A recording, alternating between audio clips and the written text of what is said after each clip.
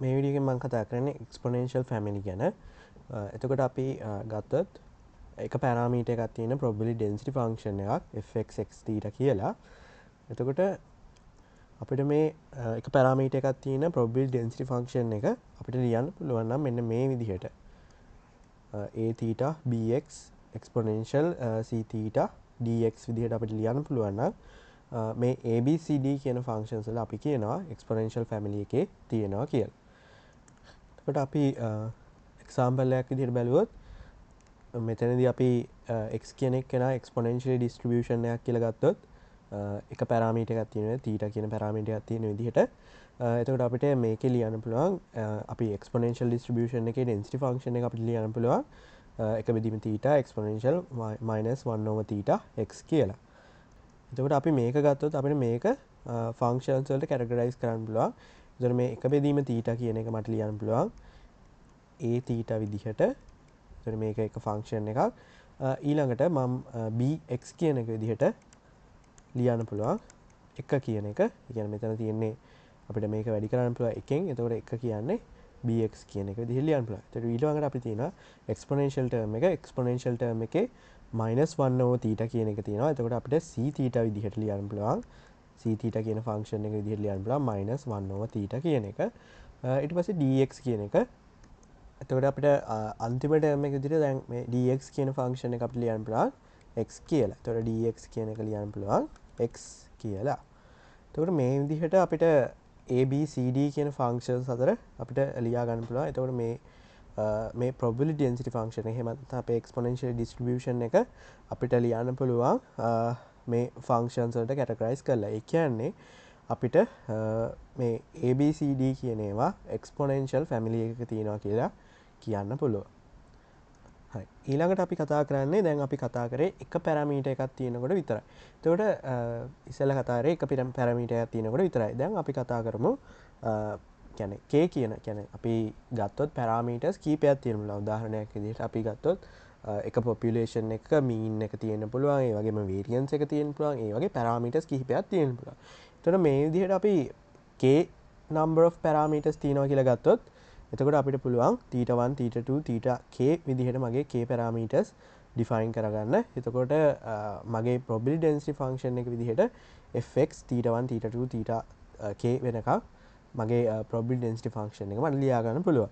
එතකොට මේ probability density function එක මට ලියන්න පුළුවන් නම් මේ විදිහට categorize කරලා. ඒ කියන්නේ a θ1 θ2 a θk කියන function එක විදිහට වතාවක් bx වතාවක් exponential summation cj θ1 θ2 θk djx කියලා.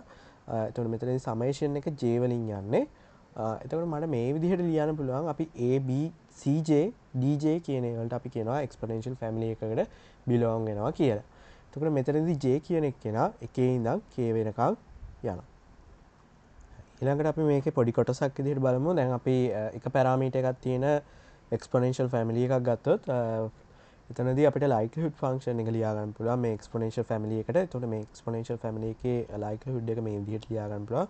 එතකොට අපි මේකේ summation එකක් දැන් අපිට මේක simplify කරගත්තොත් a theta කියන එකට අපිට එනවා a theta වතාවක් එකේ n වෙනි power එක කියලා. එතකොට මෙතනදී එනවා summation මෙතන එනවා multiplication sign එකත් එක්ක bxi කියන එක. ඊළඟට අපේ exponential term එකට මේ multiplication sign එක ගියාම summation මෙතනදී c theta කියන එක කෙනා අපිට පොදුවේ එළියට ගන්න පුළුවන්. එතකොට මෙතනදී එනවා dxi කියන එක. එතකොට මෙතනදී අපිට i සමාන 1 ඉඳන් n වෙනකම් යනවා. එතකොට දැන් අපිට මෙතනදී අපිට Neymar's factorization criterion එක use කරන්න පුළුවන්. එතකොට බලන්න මෙතනදී Neymar's factorization එක use කරාම අපිට මෙතන තියෙනවා මේ කොටස ගත්තොත් අපිට එතකොට මේ කොටසයි අපිට මෙන්න මේ a theta වල n වෙනි power එකයි අපිට මෙන්න මේ exponential term එකයි consider කරන්න පුළුවන්. එතකොට මෙතනදී මම s කියන එක, ඒ කියන්නේ අපේ statistic එක විදිහට ගත්තොත් statistic එකේ value එක විදිහට ගත්තොත් dxi කියලා. එතකොට මට කියන්න පුළුවන් එතනදී අපි capital S කියන එකත් ලියමු. එතකොට capital S කියන එක මම ලියනවා ඒ සමාන 1 ඉඳන් D capital XI කියලා. එතකොට මෙතනදී අපිට මෙන්න මේක වෙනුවට අපිට S කියලා ලියන්න පුළුවන්. එතකොට මෙතනදී අපිට මේ සම්පූර්ණ එක වෙනවනේ. දැන් a theta වල n වෙනි බලය exponential c theta summation dxi වෙනුවට අපිට ලියන්න පුළුවන් මේක s කියලා වුණා. එතකොට මෙතන තියෙනවා එකේ ඉඳන් bxi කියලා. හරි. දැන් අපිට පුළුවන් මේක Newman's factorization criterion එක use කරන්න. එතකොට මෙතන තියෙන අතරම g s theta කියන එක. එතකොට මේ තියෙන්නේ තව ෆන්ක්ෂන් එකක් එක්ක h x1 x2 xn වෙනකන් යනවා. එතකොට මෙතනදී අපිට ෆන්ක්ෂන්ස් දෙකක් විදිහට කැටගරයිස් කරගත්තා. ඒ කියන්නේ ෆැක්ටරයිස් කරගත්තා. එතකොට අපිට ෆන්ක්ෂන්ස් දෙකක් විදිහට මේ විදිහට ෆන්ක්ෂන්ස් දෙකක් විදිහට ෆැක්ටරයිස් කරන්න පුළුවන් කියන්නේ Newman's factorization criteria එක satisfy කරනවා කියන එක.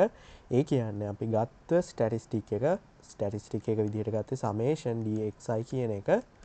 එතකොට මේක sufficient statistic එකක් වෙනවා.